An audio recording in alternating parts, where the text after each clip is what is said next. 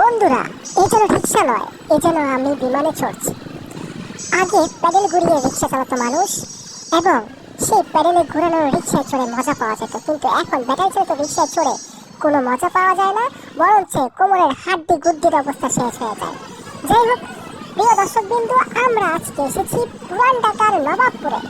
এই নবাবপুর হচ্ছে বাংলাদেশের একমাত্র ইলেকট্রিক মার্কেট, যেখানে আপনি ইলেকট্রিক জগতের এমন কোনো কিছু নেই যেটা আপনি পাবেন না। এখানে আপনি খুচরা পাইকারি সব ধরনের যন্ত্রাংশ এবং ইলেকট্রিক আইটেমের সমস্ত ধরনের মালামাল আপনারা এখান থেকে ক্রয় করতে পারবেন। এখান থেকে আপনি কম খরচে এবং পাইকারি দরে বিভিন্ন আইটেম কিনতে পারবেন। তো আমরা এসেছি এখন, আমরা বলতে আমি যাচ্ছি আজকে নবাবপুরের রায়সা বাজার থেকে কিছু মালামাল কিনবো। তার আগে রিক্সায় উঠেছি, কিন্তু রিক্সা চলতেই চাচ্ছে না। একটু পর পরে জ্যাম। ঢাকা শহরে আর কিছু থাকুক বা নাই থাকুক, এই জ্যামের শহরে জ্যাম থাকবেই। তো জ্যামের শহরে যেহেতু জ্যাম থাকবেই, এই জ্যাম নিয়ে আপনাকে বাঁচতে হবে।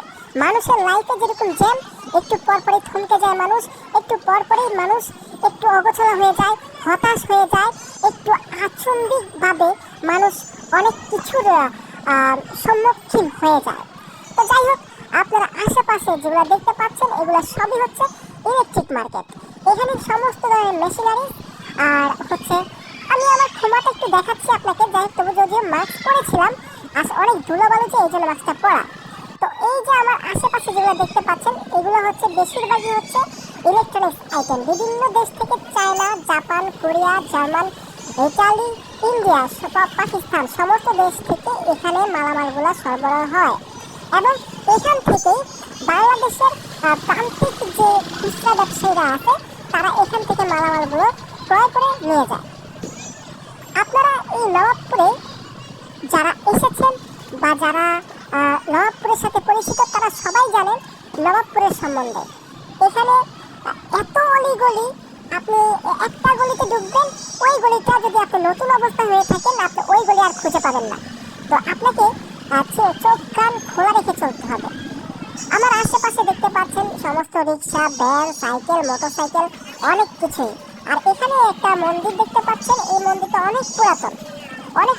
এই নবাবপুরে অনেক পুরাতন এই মন্দিরটা। আপনি রায়সা বাজার যাওয়ার আগে হাতের বাম পাশে এই মন্দিরটা পড়বে। তো যাই হোক, নবাবপুর সম্বন্ধে অনেক কিছু বললাম। আপনারা নবাবপুরে আসলে আমার সাথে যোগাযোগ করে